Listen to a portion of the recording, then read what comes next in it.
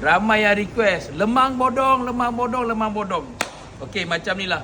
Disebabkan permintaan korang, ramai kita punya fan-fan yang penggemar lemang bodong ni, aku buat untuk Raya Haji kali ni.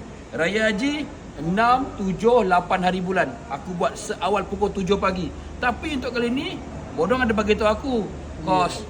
Kadang-kadang kita kena bagi harga yang menarik juga. Okey, macam ni lah, kita deal. Sekarang ni, nampak kat sini, lemang bodong 6, 7, 8, hari bulan 6, 2025. 50 batang terawal, dapat harga RM10 seawal 7 pagi Seawal 7 pagi terhad 2 batang setiap seorang saja. Jangan ramai-ramai, jangan banyak-banyak. Ini aku buat khas untuk korang saja. Sebab apa? Bodong dia beritahu kos. Itu hari harga RM10 kita berdedai. Ni. Ramai. Ini kali kita belanja. Sebab apa kami buat macam ni? Sebab kami dah tak ambil booking.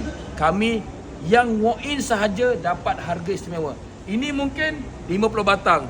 Mungkin lebih daripada 50 batang. Tengok nanti keadaannya macam mana. Okey? Sambutan korang macam mana. Jadi jumpa kami pada 6, 7, 8 dekat Lemang Bodong. Okey, cari saja Lemang Bodong, Wazir saja Lemang Bodong ataupun SJ Klasik Paling Jupek Jalil Batu Pak Johor. Nampak? Bodong pun dah ready. Tengok.